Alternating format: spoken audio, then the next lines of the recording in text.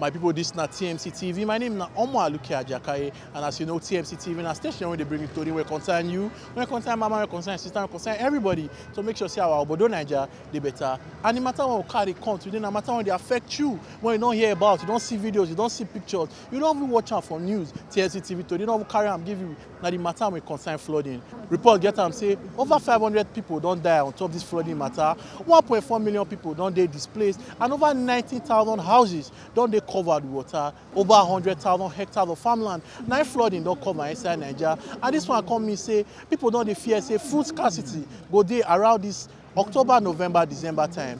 And this one carry on Center Street say who will be the cause of this matter? Now the people have been at government. You go remember say this kind of flood never shele for inside Naija since 2012. Sabi people get up say the reason for this flood now sake of the Longo Dam when they opened for Cameroon. We come see Center Street to ask the people who get the matter to blame. Now government have been at the people. Make we enter street, make we see what people they talk.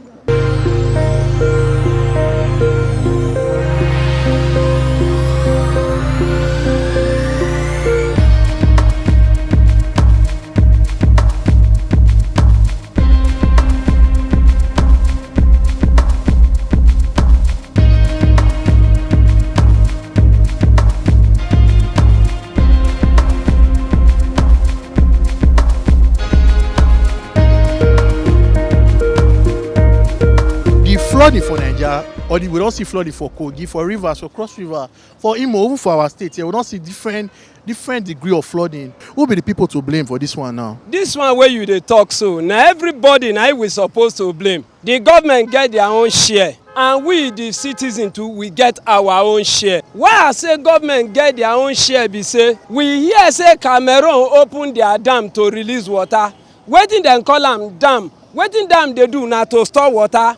Whether na for drink o, whether na to do agriculture o, or whether na to curb erosion and flooding. But as they release their own, our government, because no be yesterday dem build this dam for Cameroon o, our government suppose to don put wetin oyibo dey call modalities in place to arrest the flood wey wan come from that country. And wetin be the modality? Dem sef suppose to build their own dam so that e go capture the water when the people release from Cameroon. Even as dem no fit do am, when dem go say e dey chop big money wey dem dey call capital intensive, dem come look am say that one go too chop their money. The next thing for dem to do na to dredge the Naija. For the down part of river Naija, if you dredge am well, if government dredge am well, we go see am say all this water wey no gree flow from our village, from Isoko area, from Baramatu, from Bomadi area, from Burutu, all of them go enter inside the river, and you go come see am say the one when e dey the land, all of them go down easily after maybe 1 or 2 day rain. But the one when e come dey inside the city where we dey talk,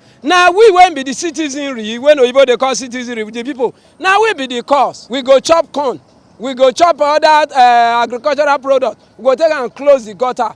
Even when government say now na get these properties when I don produce, so make una maintain am. When we go pack am out, we go wait make government again come carry am. Why not we tie them in bags and then sacrifice and pay our waste manager, make dem come carry and go throw away? If we dey do this one before the setting in of every rainy season, we go see and say water no go carry anywhere, my brother. Flood wahala na two way. Government get hand for inside, we the ordinary people will get hand for inside. You know say when people want build wetin they call a planning of city, or when you want a building plan, different plan for town or city where water go dey pass. Most times, people dey build house without approval. They just wake up, money don't come, you understand, they will go build house, block road where water go pass. And you know say they talk say for Oyibo say water they find your own level. When you build house or where water supposed to pass, and when water time don't come, if you not fit dey pass where it's supposed to pass, then the flood go dey come. It dey cause flood. Number two, we know say over time now, because of where people wey dey go school, they say climate change. What do we need to do? Because whether you like it or not, see what happen for local now. See Bayelsa now, they don't close school now till November. We be say maybe dry season will not come proper. Flood, whatever you know, it just come. And what it costs and when people build house anyhow, I'm telling you the truth, where water supposed to pass now, all the place where people go build house, but they're not supposed to build house for there before. Now when water come, you go take over the house. People don't leave the house now. Because at that time, when they tell you, yeah, you're not supposed to be house food. Either you know somebody for government, you understand, they'll grant approval. You understand, my brother? So now that government hand day, government day, individuals day, the way forward, we must continually they do what they call, let my people know, but they call it enlightenment. It is very clear now, our government, they don't need to, now past leadership, this present leadership, just they fail to do what they are supposed to do. Road, they won't construct. They won't help the poor masses. Nothing is working. So what do you expect? Had it been they did a good road for everybody, nothing like flood. Rain go waka past gutter, go enter river, or go enter any dam where they channel am. Now because say they no care about the masses, that's why you see flood everywhere, almost everywhere for Nigeria. And just imagine, say, if we continue like this in next 2 years' time, where we go run hide?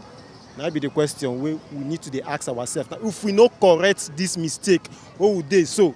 Or this mess, what would they so? If we no correct am now, come this 2023, my brother, you go come out from bad, enter worst. So, like you, they talk about correction now.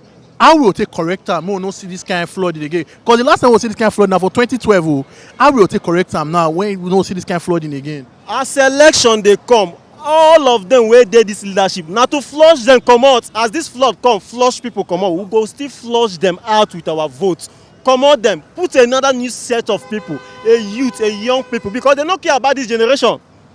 It's still the government, right? Blocking erosion way. Who approve that for them? You know, before you build a house, you go to land and survey. You go there, they approve, they come to assess the place. If the place is conducive for you to build the house, they approve it. They allow them to build house and block the erosion way. The water is forceful.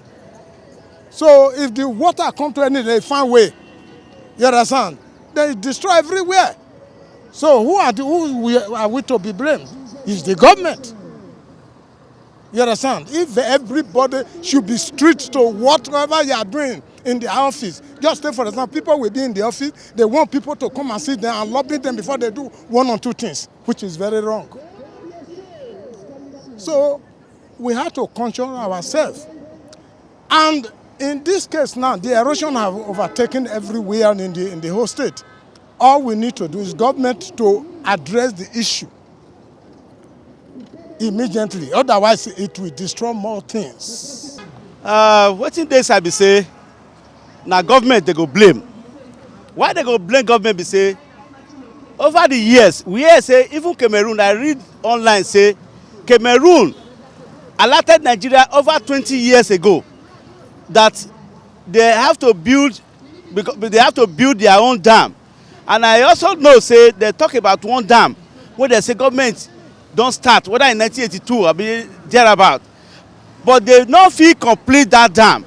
If to say government complete that dam, this water, excess water wey dey flow from the dam in Cameroon now, for dey flow into that dam, it is because in Nigeria here, our people, the so-called leaders and the so-called governments, they are not proactive, or they are not proactive enough to dey do what is good. Instead, they believe packing all the money for inside their pocket. Because if you say they do wetin, they don't tell them to do over the years. For more than 20 years, like I read on the paper, they not gree do am. And if to say they do that thing, this dam now for not be problem. Now problem don't happen. You know, they carry people house, people don't they die. We get government where we say over the years, not be this government alone now. All the government where they root over the years, they not get human feeling for their heart. Because to me, if they get human feeling for their heart, they for know say the thing where Cameroon don't tell them to do over for more than 20 years now, they for don't do am. And if to say they don't do am, this problem for not dey. All right, most of them not be really the government. It still depends on the individuals. Like I remember back in those days now, where different landlords and landlady they grade their street year end. But now nothing like that. Even front of your whole house for areas, the whole way till the full. Can you imagine why something like that not go happen? I believe say we still get moat for all the around the whole Edo state. None of them don't build house follow am. So with those things now, flood fit carry anything carryable for the state. So not be only government. It still depends on we the individuals. Like many communities now, they don't sell the land where this moats where we know of those days, say moats around Benin. They don't. It dey Ogola here, they cover moats. For Ovia, they cover moats. All those places. Government get their own and the people too get their fault. Let's take for instance, if government, before people build house, plan the road well, put drainage system, I don't think anybody go encroach, go actually build land on top. And on the part of the people again, when the little gutter wey government create, they put dirty join. If rain they fall, they go carry their dirty put there, so they block. And so in the long run, it will come to affect the area, the environment. Kogi, Bayelsa, Delta, Anambra, Imo, now some of the states where they suffer for this flooding matter for inside Naija. Our people don't talk, say climate change. Now one of the factors when they're responsible, others constantly talk, say government now no play their role, government now no do their work, now make this flooding they possible. Some say me and you, now be the cause, they no clear their gutter, they no clear the drains for their side, they don't take care of their environment, now be the cause. Because they bring on more updates as this flooding matter they happen. This is not TMC TV and my name, now Ajakaye. Don't forget your PVC and be your power. Don't say your vote, give any politician on the election day.